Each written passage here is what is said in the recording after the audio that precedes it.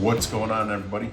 Back again with another video, and this time we are taking a look at one of my absolute favorite guns on the planet. Always has been, always will be. It's an iconic firearm that's been in tons of video games, movies, television shows, you name it.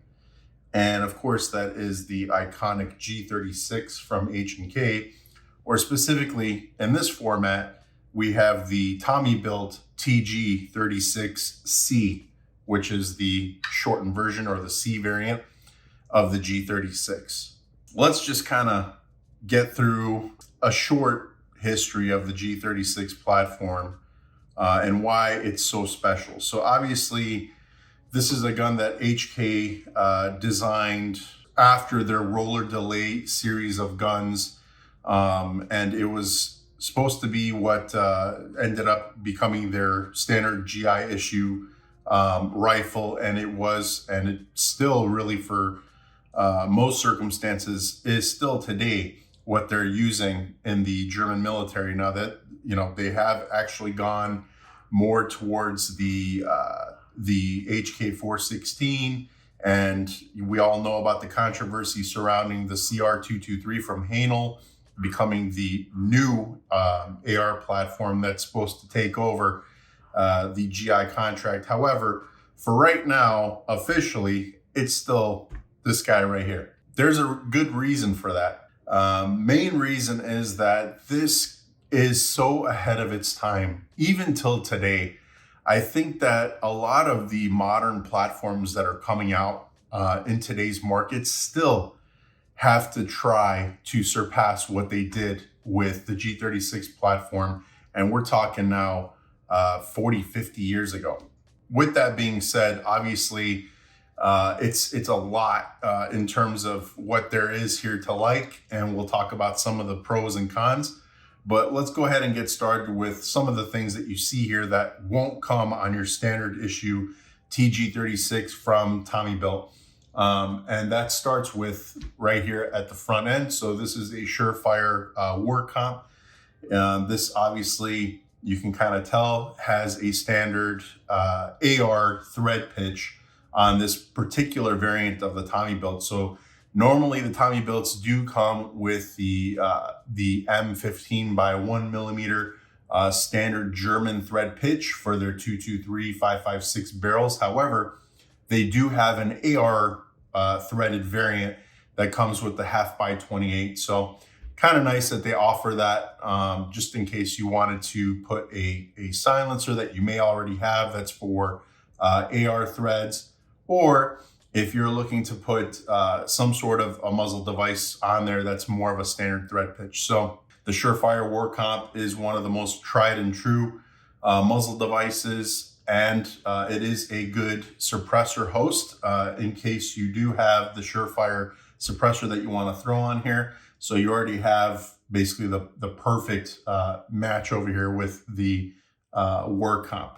Now, when we kind of go back over here, we've got a Handguard here that also comes from Tommybuilt. This is his MP7 polymer M-Lock Handguard. So that's a handful. What this is supposed to emulate is that MP7 type of front end that they've got on the actual MP7. It's a really cool look. He does make it for all of his T36 variants. So he makes it for the K variant, the full size, and obviously the C.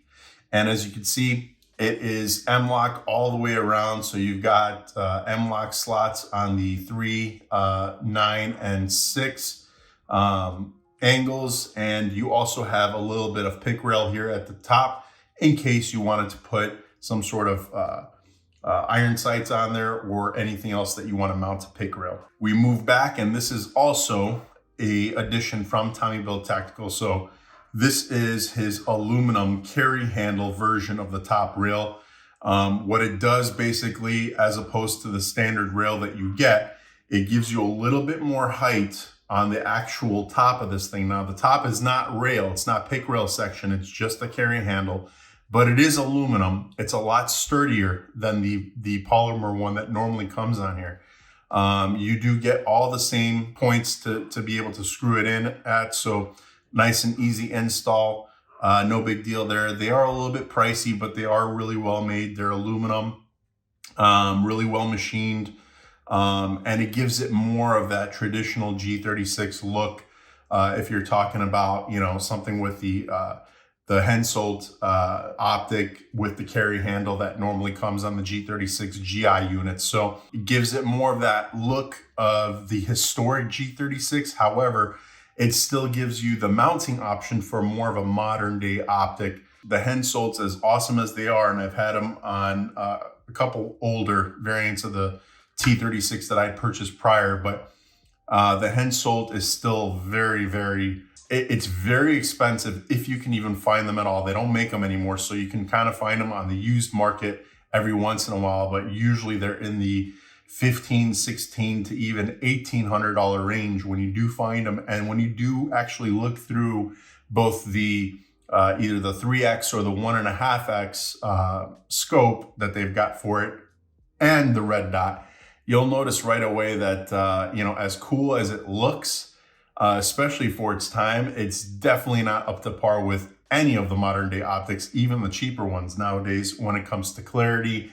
the dot precision, you know, all these little things that we take for granted now with all these modern day optics. So this is kind of the best way to pay homage to the G36 and the way it's supposed to traditionally look, while still keeping it modern and keeping it, you know, something that's usable for today in any type of defense situation, or if you wanted to use it for, you know, home defense or for law enforcement, military, or what have you. So with that being said, what I've opted for, just specifically based on the fact that A, it is a nicely built and very rugged, durable holographic sight, and B, it just looks perfect on this platform, is the Vortex UH-1 holographic sight over here. So it's, you know, if you guys haven't had these before, they're very big and chunky. All right. And sometimes that could be a drawback on certain platforms.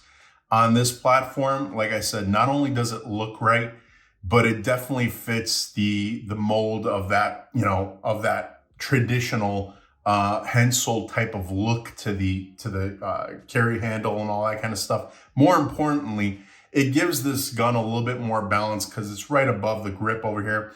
And it does offer a perfect optic for this type of setup right here. And it's a very crisp reticle. They do have a 1 MOA dot with a 65 MOA ring, very, very reminiscent to what you would see with the EOTech. So very, very similar there, but these things are lifetime warranted. They are, like I said, built like a tank, so you can feel free to manhandle this thing in whatever way you see fit. But the nice thing about it going on a platform like this is because this platform is super lightweight. The extra weight that you're adding on with something like this doesn't end up being weight that you really feel too much, because it almost feels like it needs that extra, you know, whatever, almost a pound that this thing weighs. This is Tommybuilt's brace that he makes specifically for the G36 platform or for the T36 platform. These are called the IDZ pistol braces. They're very nice. They still fold, and you could actually shoot with it folded, which is very cool. So he actually matched up the milled out sections over here that you would normally find on the G36 stock. And even though braces have to be shorter than you know, the stock that you could potentially put on this thing if you SBR'd it, it still does function with this particular brace when it is folded. So very cool there. Aside from that, it's all pretty much traditional, you know, G36. Now the lower is only the 2-position lower. So this one does not have the fun switch, unfortunately, or at least the markings for the fun switch, but nothing wrong with it. It functions perfectly, but it just doesn't have that extra little bit of the markings to really make it look more like a G36. But what it does have is it does have a bolt catch and release that's built into the trigger guard right here, which is really cool. So all you would need to do if you wanted to charge this thing back is you do have a nice ambidextrous charging handle here at the top. It does reciprocate, however, because it's out of the way and it doesn't have anything that's sticking out of the gun one way or the other, it doesn't really get into, you know, anywhere where you could potentially place your hand around this thing. So it's a, you know, non-factor, but it is very nice because not only can you switch it from left or right side charging, but you could also use it as a forward assist. So basically, if you just turn it to the side that you want and push this little piece of plastic inward, it then stays in place and you can go ahead and use it as a forward assist. And then once you spring it back into place, it goes right back into its forward position. So very, very cool. That's nothing that Tommybuilt did. That's obviously part of just the G36's carrier and the charging handle that normally comes on there. But what you do add to that is the ability to then lock back your charging handle, or your bolt carrier, I should say, when you pull back on the charging handle and push up on this little guy. So you can lock it back like that with one finger from your trigger guard, and you could also release the bolt carrier simply by pushing down on this little hook that's down here at the bottom. So very, very intuitive. Once you've actually used it a couple times, you get really used to it very easily, and it's very convenient.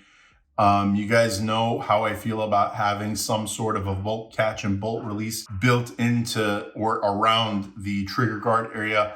I would always rather have it than not have it, no matter what the style that they actually came up with was for that particular platform. But in this case, for this particular platform and the way that the ergonomics kind of work already, I think that Tommybuilt did a very, very nice job with adding this bolt catch and release where he did and how he did. So you've got a paddle release right here for your magazine, and these are the typical G36 clear polymer magazines. Not the greatest, to be honest with you. As a matter of fact, they can be easy to chip, as you can see right here. I've got a chip on one of them already on like the over insertion shelf right here. So they're cool to look at for sure. And I do think that there's a place for these, but they're just not the greatest of magazines when it comes to, you know, just making sure that they're durable enough to withstand any type of duty use. But they do insert, and they are able to be removed really quickly and easily. The paddle's got a very positive, very tactile feel to it. So it's a very, very convenient way to reload magazines. It's something that, you know, you should all be used to with anybody that's owned an AK or many of the different European type firearms where they do have a paddle release. It's always convenient. I prefer the paddle release to an AR type of release that's somewhere, you know, basically outside of the trigger guard. It's just easier to get to. It's ambidextrous by default, so you don't have to worry about doing it left or right-handed. Let's go into some of the pros about this platform. One of the biggest benefits that you've got with this platform is the fact that it's super lightweight. Now this thing, when it comes out of the box, and I'm talking even with the pistol brace on there, not with any of this extra stuff that I threw on here, but just out of the box with a top rail, you know, with the standard handguard and with the IDZ brace, you're talking a 5.5 pound gun. Now, with that being said, 5.5 pounds is super lightweight. It's all polymer. The construction on the outside, obviously, you can see there's a lot of plastic here, but it's very, very solid feeling polymer. It's all glass filled polymer, and the stuff obviously has withstood the test of time. They've used it on the UMPs, they've used it on the MP7s, they've used it on a lot of their different platforms, either throughout or they've used it in certain components. And this stuff is, you know, even though it's plastic, it's good quality plastic that doesn't seem to flex or break or crack, especially in the weather conditions that the German military and many of the other militaries out in Europe use these things in, which is typically a cold weather climate. You don't have to worry about any of the buttons or mechanisms freezing over. You don't have to worry too much about overheating either. So when the handguard does get a little bit warm from shooting excessively, it's not like metal where it's going to burn your hand. You can still likely use this without having to wear gloves. So there are benefits there to the polymer construction. Obviously, there are drawbacks as well, and the drawbacks being that it can break. Now, if you would have to drop it off of a considerable height, or you'd have to drop it on something that's jagged or metallic in itself to crack the receiver or crack maybe your handguard or what have you. But it would have to be just the right way for it to damage any of the polymer. Another drawback is the fact that the trigger is just not what you would consider to be a good modern day battle trigger. It's got a lot of slop to it. There's not a whole heck of a lot to write home about when it comes to this trigger. So obviously it's a plastic trigger. The components are metal, but the trigger itself, or the trigger bow, is plastic. There's still a lot of material in here that is plastic that these metal components are riding on, so you just can't help but to feel that slop. So as you're pulling back over here, you kind of got a little bit of travel, maybe about 2 millimeters. You come to a wall, then you get a very heavy, maybe 8 to 9 pound pull. It's crisp. It's crisp enough. It's not bad, but it's just not up to the level of modern day triggers. Okay. So again, 2 millimeter pull, comes to a wall. There's a little bit of creep and then it breaks. Now for the reset, you've got a lot of movement right there, maybe about 4 to 5 millimeters. You come to that wall again, and then it breaks again. So the over travel that you're getting after the break is a little bit. It's a considerable amount, but it's still, at least it's not a spongy trigger. It does break clean. So I'll give them that. Outside of that, it's a battle trigger. I mean, it's, again, nothing to write home about. It's not going to win any awards, but it's definitely serviceable. As you can see over here, the safety is nice. It's tactile. It's easy to reach on either side. It's only a short throw over here, so you've got maybe, I don't know, about 25 degrees, 30 degrees of movement over here from safe to fire. So not a whole heck of a lot. Very nice there. If you did have the fun switch, it would be, again, another 30 degrees or so to get there. So you could potentially go from safe through, your semi-auto to 3-round burst to full auto in likely less than 90 degrees. So that's pretty cool. The bolt catch and release, very tactile. It's very intuitive, in a perfect place. It works nice. And obviously with everything else going on over here, the one thing I could tell you is that if you haven't shot one of these, it's a lot of fun. One of the other pros about this platform is that it's just a very, very different looking gun. So when you take this thing out to the range, you get a lot of freaking broken necks, let me tell you. And not only that, but it's fun to shoot because the ergonomics all make sense. I mean, I think that outside of the AR platform, which everybody's familiar with, there aren't a lot of platforms where people are, just ecstatic about shooting the platform and they know that, it's something that is familiar to them. But like I said, if you've, fired AKs, if you fired any of the Swiss guns, if you fired any of the SIG 5.56s, you're already kind of familiar with a lot of the ergonomics that they got going on over here. It's just very, very nice to shoot. It's soft shooting. The weight, again, being that it's only 5.5 pounds, it doesn't have a whole heck of a lot of recoil. It's easy to manage and maintain. It is a short stroke piston system, so obviously when it comes to everything that's going on over here in the action or in the chamber, it's pretty clean. After you've gone through hundreds of rounds, you don't have much to look through over there to clean, but you can take it apart very easily. All you have are a couple push pins So this one right here takes apart the handguard. This one right here takes apart the mag well. This one right here takes apart the lower, and it could also have you remove your or fold your stock out of the way and pull out your bolt carrier, your recoil spring, and everything else that you need to completely field strip and clean this thing out. So it's very, very easy. Very easy to work your way around this platform. It's just, even if you've never looked through one before, I guarantee you, put your hands on it for a couple minutes, try to figure some stuff out with these pins, and you're going to figure it out. It's just, it's really meant for a bonehead to be able to just pick this thing up and use it and maintain it without any type of instruction necessary. I love that about the simplicity about this platform. But again, it's ahead of its time, because think about it. This thing came out, we're talking, it was designed in like the 70s. It was out in like the 80s, 90s, and all the way up through now. But this is a design that looks like if you just released it today, I don't think anybody would argue that this is not an awesome platform. With a lot of the features and the ergonomics and the weight savings and the ease of maintenance and ease of use, there's not a whole lot that you could complain about.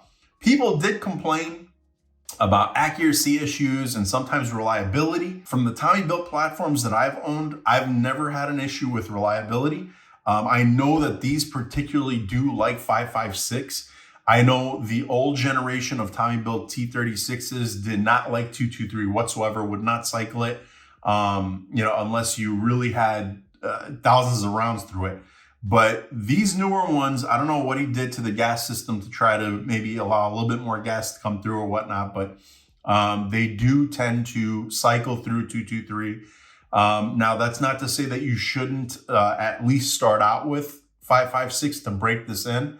But thereafter, once you've gotten, 100 or 2 rounds through it, you should be able to cycle 223 without a problem. So, outside of that, I've never had any problems or any issues with these platforms, not with accuracy, not with reliability or durability. Everything that I've gotten from Tommybuilt has been just grade A. It's all been awesome. And I can't say enough good things about not only this platform, but about Tommybuilt in general, just because for so long, I mean, we've been starved for a lot of these HK platforms that just weren't being imported for, a slew of different stupid reasons with Germany's export laws and whatnot. But Tommybuilt was one of the first guys that came about, that started putting this stuff together and offering a market for this stuff. So it's awesome that they exist.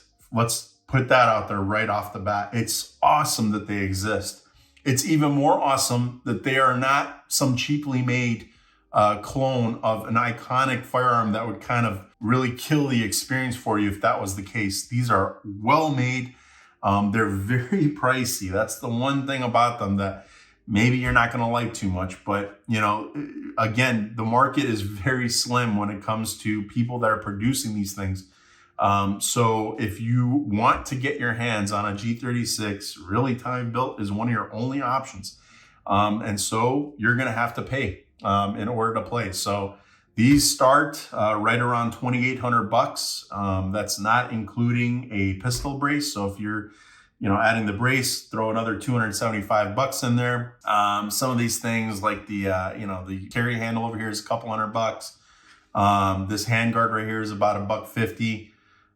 You start looking at all this extra stuff that you're throwing on here, and all of a sudden you're looking at a $4,000 gun, maybe a little bit north of that once you start putting on your optics and whatnot on there. But it's one of those types of guns where you take it to the range and you'll know for a fact that there's nobody else that's going to be in there that's going to have one of these things. People are going to come up to you asking questions left and right.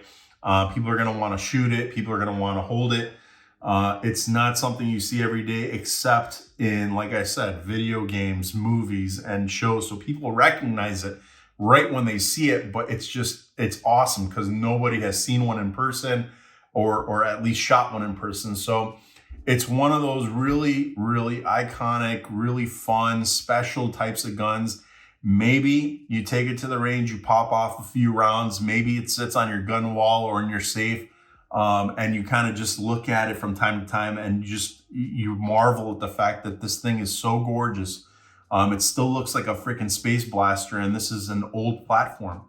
But it's one that you can definitely appreciate for those reasons and others that I've already mentioned with regards to its actual usability, maintenance, and everything else that is special about this platform. So with that being said, guys, I highly recommend it. I've been in love with these things forever. When you can get your hands on one, just make sure that you take advantage, because he's always sold out. That's another problem, is that it's slim pickings, guys. It's, he'll usually have 2 or 3 different models that are available at any given time. He's still basically a self-run or a one-man show that's running that place by himself. So there's only so much that he can do to mass produce these things. But when they are available, make sure to jump on them. When you get them on the secondhand market, like on Gunbroker or whatnot, expect to pay at least $1,000 more. So definitely take advantage if you can. I highly recommend it from every standpoint, including its actual usability, durability, and everything else. So rest assured, if you get one of these, you do not have to worry about it being reliable and actually something that you can use, whether for any type of defensive purpose or at the range. So make sure to leave your comments, subscribe to the channel, and make sure to hit that notification bell so you can stay in tune with the new stuff that we got coming out. We'll have another video up for you guys in a couple weeks. And until then, take care, stay safe, everybody. Peace out.